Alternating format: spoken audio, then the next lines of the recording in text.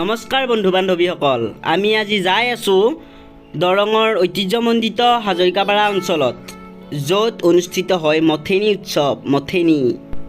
গতিকে ধুমকেতু ইউটিউব চেনেলৰ তৰফৰ পৰা আপোনালোক সকলোকে স্বাগতম জনাইছোঁ। গতিকে বন্ধু বান্ধৱীসকল, আপোনালোকে ভিডিঅ'টো স্কিপ নকৰাকৈ শেষলৈকে চাই থাকিব। আমাৰ এইটো ভ্লগছ ভিডিঅ' নহয়, আমাৰ কেমেৰাত বন্দী হোৱা মথেনী উৎসৱৰ কিছুমান মুহূৰ্ত আপোনালোকক দেখাবলৈ চেষ্টা কৰিম।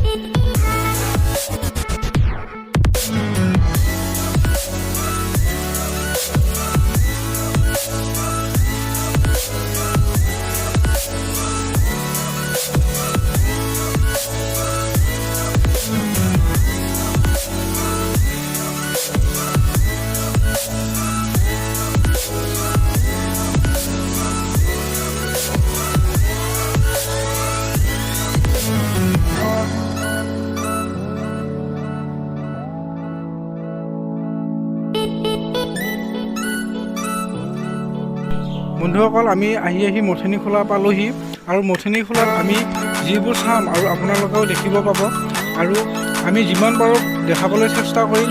সেয়েহে আপোনালোকে ভিডিঅ'টো সম্পূৰ্ণৰূপে চাব।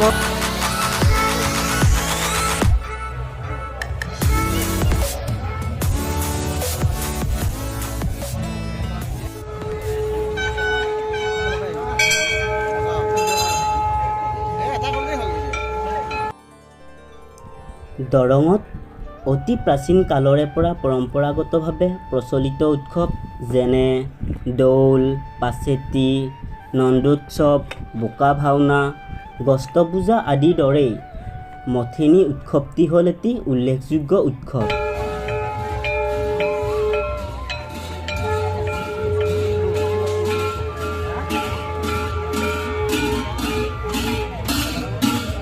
বেলেগকৈ কৈছে, আমি বেলেগকৈ কৰোঁ নেকি?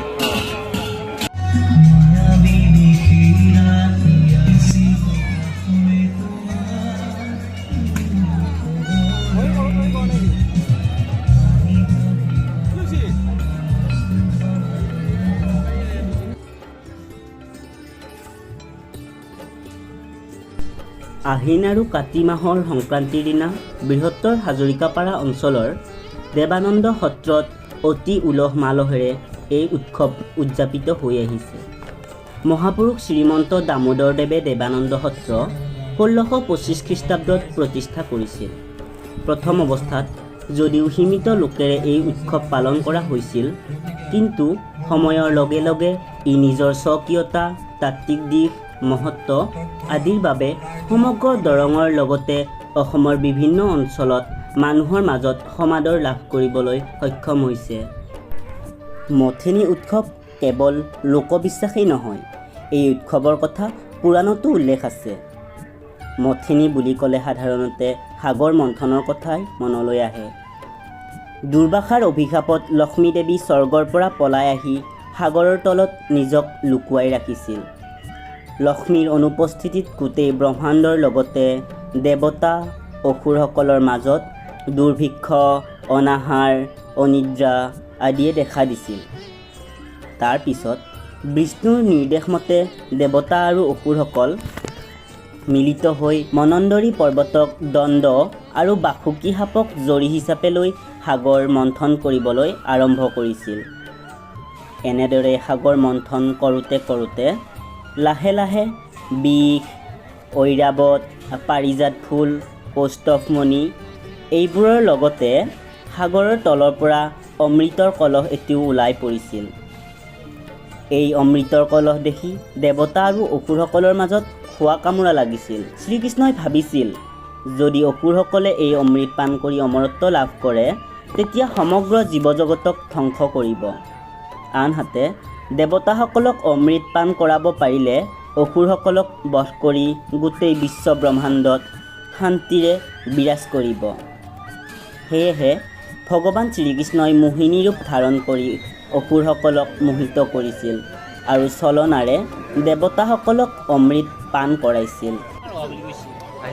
পোহৰৰ অসুবিধা হোৱা ব্যৱসায়ীসকলক আমি কাৰ্যালয়ৰ ওচৰত আহিবৰ বাবে আহ্বান জনাইছোঁ।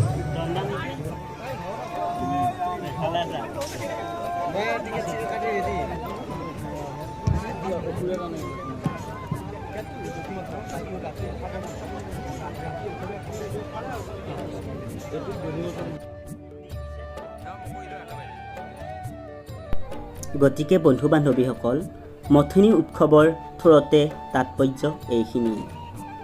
মথনী উৎসৱ মানেনো কি, মথনী উৎসৱৰ তাৎপৰ্য কি বুলি তাৰ স্থায়ী বাসিন্দাসকলক প্ৰশ্ন কৰিলেও এইখিনি মতবাদেই পোৱা যাব।